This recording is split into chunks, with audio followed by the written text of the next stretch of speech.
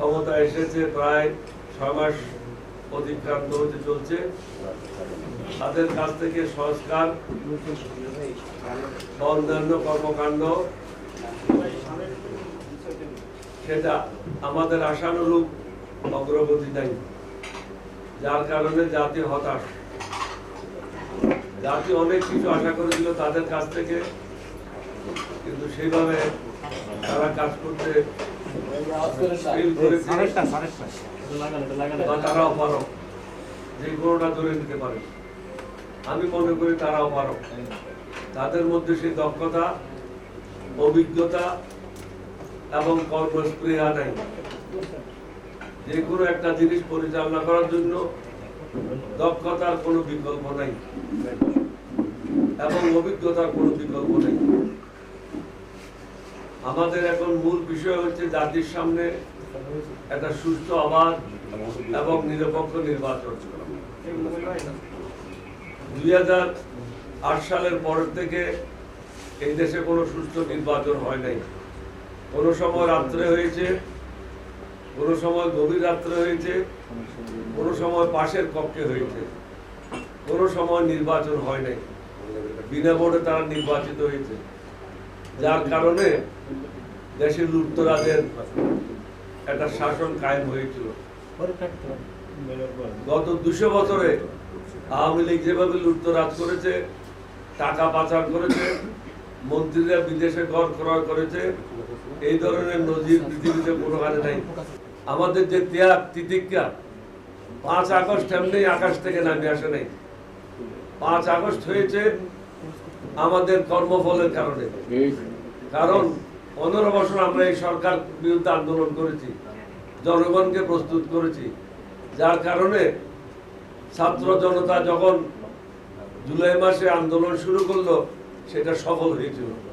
কারণ মাঠটা উত্তপ্ত করেছিল কে? মাঠটা উত্তপ্ত করেছে রাজনীতিবিদেরা। আর যদি কেউ মনে করে 5 তারিখ বোধহয় তারা বিশ্ব বিজয় করেছে, আসলে বিশ্ব বিজয় করে নাই।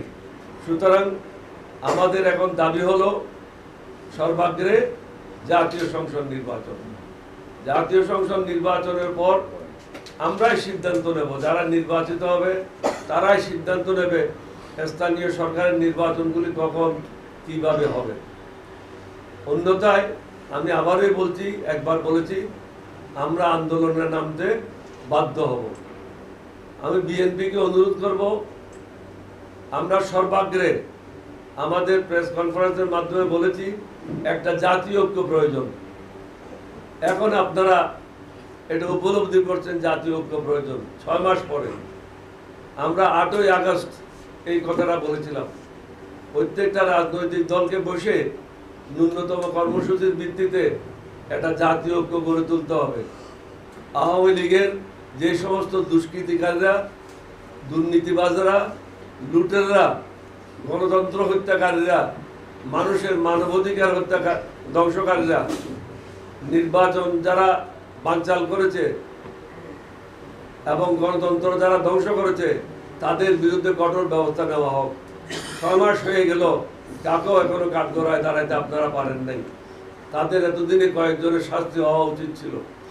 যে সমস্ত লোকেরা হাসিনাকে ক্ষমতায় টিকিয়ে রাখার জন্য কাজ করেছে, আমরা আশা করেছিলাম তাদেরকে বরখাস্ত করবেন, কিন্তু আপনারা তাদেরকে বদলি করছেন। বদলি করলে হচ্ছে কি, সাপ ভিতরে থেকে যাচ্ছে ঘরের ভিতরে। সাপগুলিকে মেরে ফেলতে হবে, কারণ এগুলি বাংলাদেশের শত্রু, স্বাধীনতার শত্রু, দেশের শত্রু, জনগণের শত্রু। আপনারা এটাও দেখেছেন, রাস্তায় প্রত্যেক দিন নির্মম হত্যাকাণ্ড করছে, এই হত্যাকাণ্ড থামছে না, এবং ছিনতাই, রাহাজানি রাস্তায় বহুগুণ বেড়ে গেছে। মাদক দ্রব্যের ব্যবসা প্রসার লাভ করছে। মাদক বন্ধ করার কোনো ব্যবস্থা এই সরকার দৃশ্যত করে নাই। যখন যার ইচ্ছা রাস্তা বন্ধ করে দাবি দেওয়া আদায়ে ব্যস্ত, মনে হয় দেশে হরিলুট চলছে। রাস্তায় কর্মসূচি পালন করলে অন্তর্বর্তীকালীন সরকার দাবি দেওয়া মেনে নিচ্ছে, সুতরাং মানুষ আরো উৎসাহিত হচ্ছে। যখন দাবি দেওয়া মানে নেওয়া হচ্ছে, তখন বাকিরা মনে করে আমরাও আমাদের দাবি দেওয়া নিয়ে রাস্তায় নামি। সরকারকে এগুলি কঠোর হস্তে দমন করতে হবে। এই সরকারের পক্ষে এগুলি দমন করা আর সম্ভব না, যার জন্য আমরা জাতীয় সংসদ নির্বাচনের দাবি করছি। শোনা যাচ্ছে একটা নতুন রাজনৈতিক দল আত্মপ্রকাশ করছে। এখন আমাদের প্রশ্ন হলো, অবশ্যই সকলের রাজনৈতিক দল গঠন করার অধিকার রয়েছে, কিন্তু রাষ্ট্রীয় পৃষ্ঠপোষকতায় নয়। লক্ষ লক্ষ লোক জমায়েত হচ্ছে, তারা দেশের বিভিন্ন জায়গা থেকে আসছে, বাসে আসছে, কেউ ট্রাকে আসছে। এই পয়সাগুলি কে যোগান দিচ্ছে, এটা মানুষকে সবাইকে চিন্তা করতে হবে। লক্ষ লক্ষ লোক জমায়েত করা কঠিন না, কিন্তু হাজার হাজার কোটি টাকা কোত্থেকে যোগান দেওয়া হচ্ছে, এটা সমগ্র জাতিকে চিন্তা ভাবনা করতে হবে।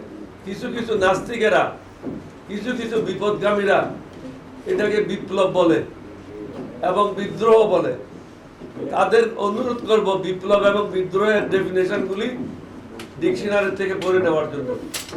এটা ছিল একটা এক দফার আন্দোলন।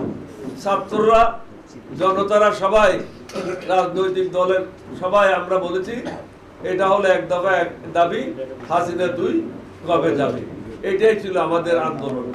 সুতরাং বিদ্রোহের সাথে বিপ্লবের সাথে এটাকে একসাথে করে বিপ্লব এবং বিদ্রোহ খাটো করবেন না।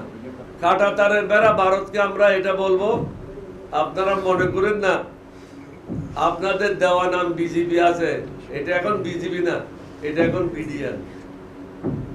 সুতরাং কোনো অন্যায় কাজ এই দেশের 18 কোটি মানুষ মেনে নেবে না।